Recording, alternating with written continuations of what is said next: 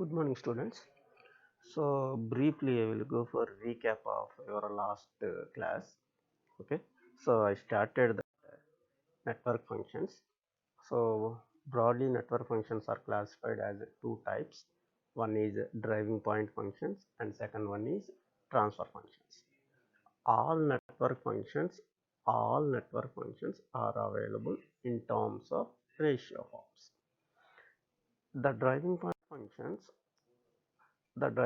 functions how these are defined as the both numerator and denominator are defined at same port, then those functions we called as driving point functions. See, if it is driving point function is impedance function, then ratio is V by I. If both V and I at the same port, then it is called driving point impedance function. So now you can take example of admittance. Generally admittance is I by V. So if I and V are defined at same port, then that function is called as driving point admittance function. Clear? Next, after completion of the driving point functions, next we will discuss about transfer functions. In transfer functions, both numerator and denominator are defined at two different ports. So then those functions we called as transfer functions.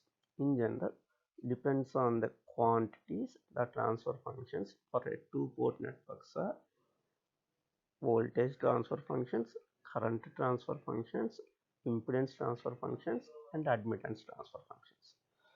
Again, in voltage transfer functions, either both numerator and denominators are both the voltages. That means either V2 by V1 or V1 by V2. If transfer function is current, then both numerator and denominators are currents. Those are in the form of either I1 by I2 or V1 by V2. Clear? So, and impedance and admittance as usual. If impedance is the transfer function, then it is V1 by I2 or V2 by I1. If admittance is the transfer function, then it is I1 by V2 or I2 by V1.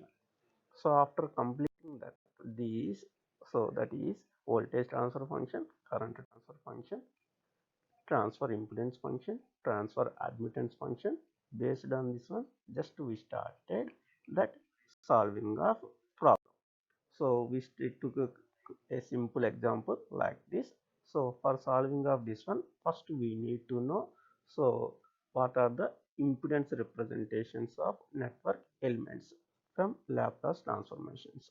In Laplace transformations, we observed some basic fundamentals. Now simply from those concepts, for R, Laplace impedance transfer function is R. For L, it is Ls. For C, it is 1 by Cs. Clear? So up to now we completed in that last class. Okay.